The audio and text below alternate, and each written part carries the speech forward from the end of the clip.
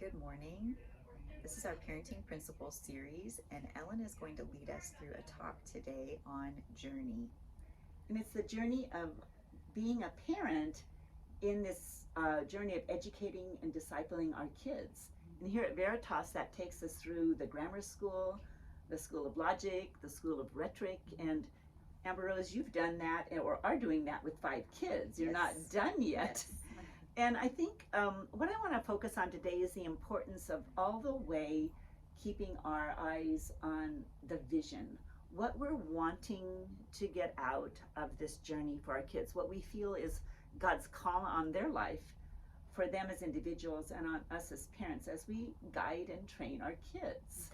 And I go back to thinking about the grammar school years.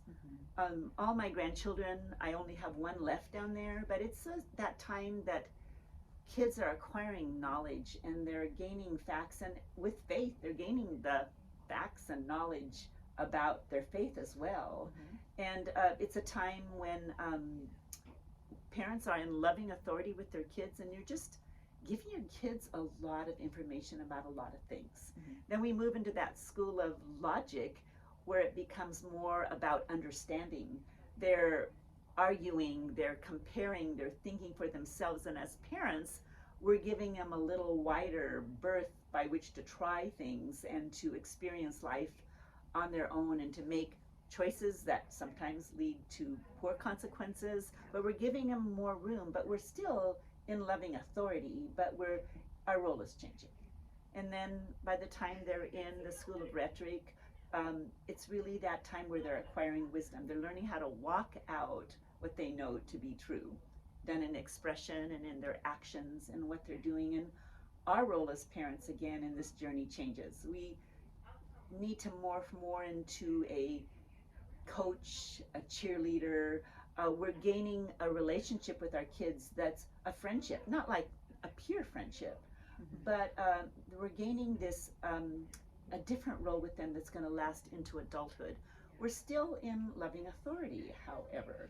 So it's a journey of being in loving authority that looks different through all those phases. And all the way through, I think it's so important that we keep the vision in mind. And for those of you who are Veritas parents, you know that we've got the portrait of a defender, we've got the Veritas Valiant, we have all of these wonderful aims in mind for our graduates. But it's not that our kids are going to be there by the time they graduate in all these ways. None of us are. It's a lifetime journey. And I know for you, Amber Rose, your kids probably all look different at that point. And I just want parents to understand that not to feel guilty or ashamed or like you failed if your child doesn't meet all these standards. Yeah, I think of those things that you mentioned, like the portrait of a graduate and the Veritas Valiant. They're really good things, but they're really just choosing one snapshot in time to recognize. Right. And it is worthy of celebration. Those are good things, and I'm glad we have those because we need something to aspire to. But also, how many of us are fully complete and at our peak at age 18? Even in the best case scenario, not very many of us. There's so much growth that happens post high school. Thank goodness. I think a lot of it happens after high school, and some kids will walk out of our school with a very firm faith. Others will be questioning their faith. They may even walk away and come back at a later time. The seeds we're planting, God will bring to blossom at some point. But to not panic or think you failed in your role or that your child hasn't met the mark. These are just great aims to hold on to. I love them. I love to read the Veritas Valiant and the Portrait of a Graduate, but I don't want us to read them with the lens of guilt and shame or where we miss the mark. Right. It's always something we can aim toward, and at my age I've learned that I'm continuing my entire life to aim toward growth and getting better.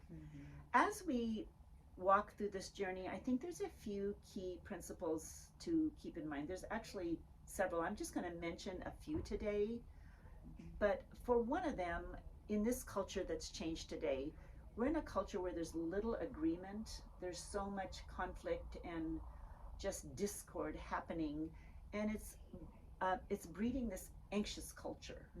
And if we could in our homes be a sense of calmness for our kids, this non-anxious presence for them, to let them know that the hope of Christ keeps us steady, that that is where our faith is, and that we can still live free of fretfulness because we know who holds our lives and who has the answers.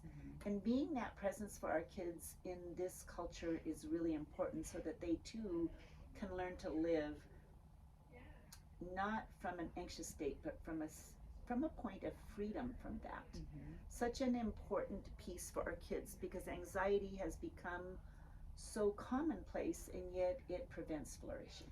Yeah, it really, having an anxious and worrying mindset is, well, as a parent, but really for anyone, it makes us very short-sighted. It Yes. makes us focus on the here and now, what's in front of us. It makes it hard to have a long vision of hope, I Yes. think. And also, I think having a mind that is very anxious and worrying doesn't leave much room for prayer and for dependence on No. God, because there's a book that I read that was so helpful in by John Mark Comer that reframed worship as attention. And so in a sense, when we are worrying and our mind is spinning on things, we're worshiping our worries. It's hard to worship God when we're worshiping our worries. I think it may be impossible when we're doing that. And when we're thinking about vision for our kids, if we look at the ultimate aim, it's that our lives will glorify God, that we will love God with all of our heart, soul, mind, and strength, and that we will love others as ourselves. And keeping that in mind, we can do that.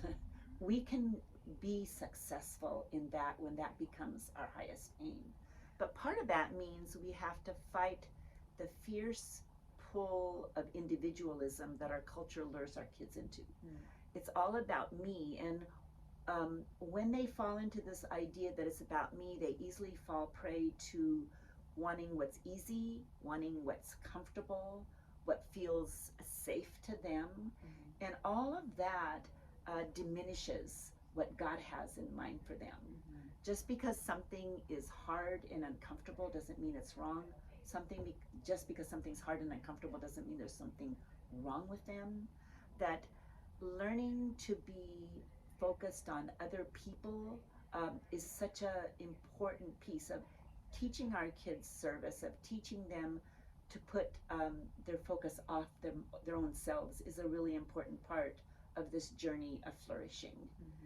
And really, thirdly, I believe that we need to really focus on helping our kids find their identity. And I know, Amber Rose, you've done a session on this in one of these principles, finding our identity for who God calls us to be, but secondly, helping our kids figure out who God has uniquely created them to be. Yeah. One of my favorite resources in this is Dr. Kathy Cook's book, 8 Great Smarts. Have you read that, Amber Rose? I have. It's a really good book. It is. And this book is such a great guide for parents as you look to how God has created your children with unique strengths and with unique weaknesses, that we're always looking for helping them flourish in their strengths, which will often be where they wind up finding their careers and their purpose and how they're walking out life, but also addressing the weaknesses that could hold them back. For example, a timid child learning how to grow confident and the ability to be less risk averse.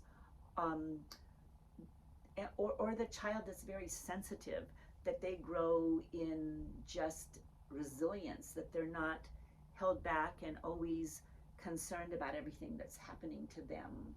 Or perhaps the impulsive child learning to gain temperance and thinking before they're acting.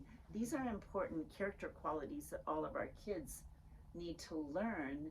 But if we are able to focus on their strengths and not compare them to other kids, that leads them to flourishing in the person God's created them to be. Yeah, it really, I think, gives them a security in that specific identity that God has given them, and the Yes. sense of God has made me the way I am on purpose, and He has a good plan for that. Exactly, exactly. So really, just a point today on when you're keeping your eyes in this journey, no matter where you are in it, whether you have kids in the grammar school, or you've got an argumentative school of logic kid, or you've got teenagers that are ready to leave, that your eyes are on the vision that God has for all of us as His people, to love Him and to love others, and to just keep our eyes there and not on what's going around in the culture that can lead us to be so anxious. So we want to thank you for joining us today, and have a really good day.